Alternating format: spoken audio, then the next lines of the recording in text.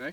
Now, gradually, what he will do, he will move a little bit diagonally. He will start out, of course, completely east of the river road, but he'll move something like this, where by the end of the day, most of it is west of the river road.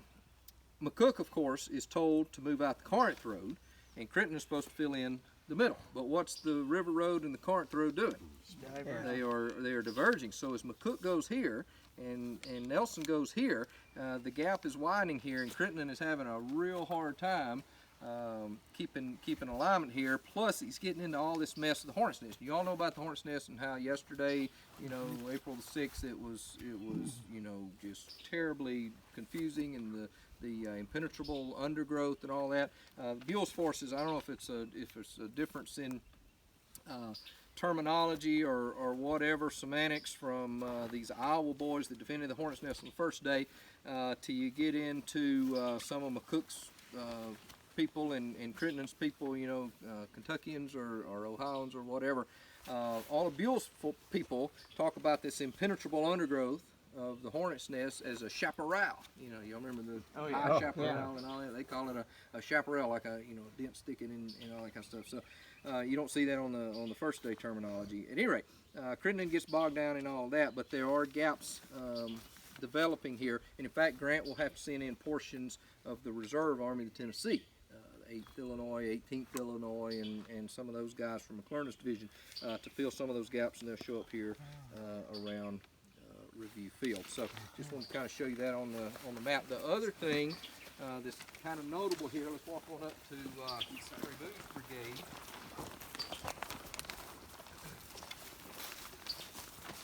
See their tablet here.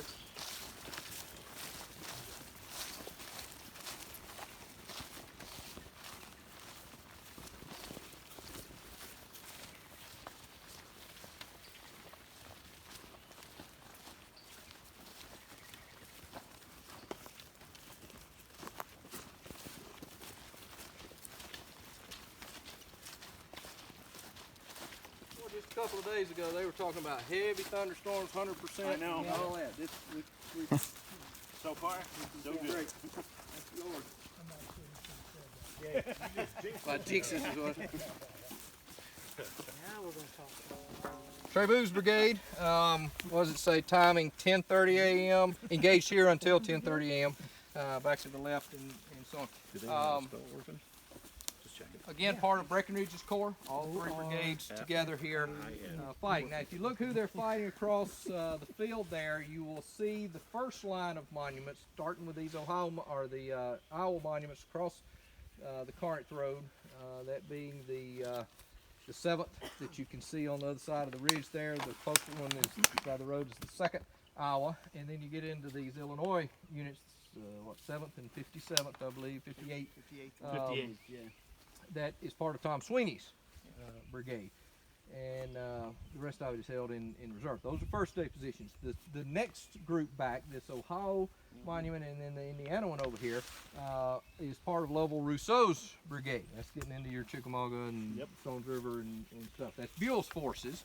That is the lead brigade of McCook's division. Behind that is Edward Kirk. That's landing a little bit later and moving out as well. So that's the line that Trey Booth is fighting here. Now, what is so interesting, of course, and you see this periodically on different battlefields. I'm sure you do it at Chickamauga, but where is Trey Booth's troops from? Kentucky. Who, in addition to the Ohioans and the Indianans, is in Rousseau's brigade? Kentuckians. So this is one of those areas where Kentuckians are fighting Kentuckians. Who's Lovell Rousseau? Prominent Kentuckian. Kentuckian, yeah. What did I read the other day? Something about the Kentuckians. You see that Missourians. Where's our Missouri guy yet? Missourians as well. But Sherman was during the siege of Vicksburg, and of course Sherman was initially in Kentucky and helping raise the troops there and all that. And he was trying to get a regiment shifted from 16th Corps to his 15th Corps. It was the 53rd Indiana, I believe. Walter Grisham. Okay. Grisham. And he wrote Grant and said, if General Lawman will agree to this, I'd like to have this regiment. He said, he is one of my original Kentucky colonels. and so he would move down, you know, and take him a great trip. And Bruce Catton, he mentions a story, and I'm wondering if maybe it happened right here, about two Confederate Kentuckians fighting, and they looked across the field, Union Kentucky Regiment, and one of them shouted out, "Hold fire, there's Pa!" I don't know if that happened here or not. It seems like a... If Paul was on that side, he need to get his ass shot. Says the Here we go. Kentucky. Are you Kentuckian? Yes, sir. All right. Well, yeah, got this another is one right here. it's Yeah, me on too. Kentucky. Yep. Y'all's wheelhouse. You see how we're hugging real close. Yeah, You won't see staying them. You're together. not re-invited. Y'all seen the Kentucky Monument here, I guess. Well, yeah, Well, yeah. what there is of it? the thing. Tim had our Tim had a great comment about it. It looks like a signboard at your local community center. Just waiting for a movie tonight. Yeah. Dance on Saturday.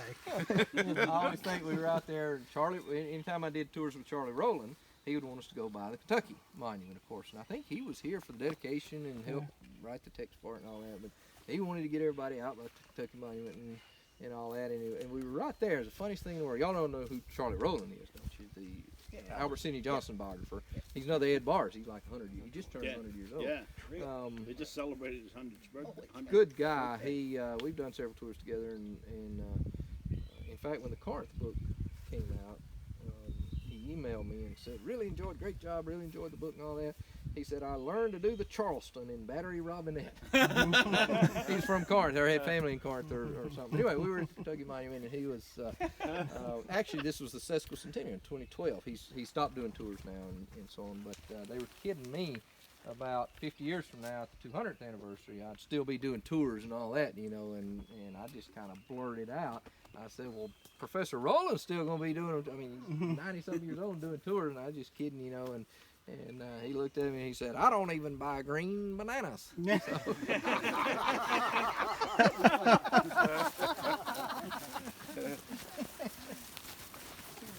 All right, this is where we're going more off the beaten path.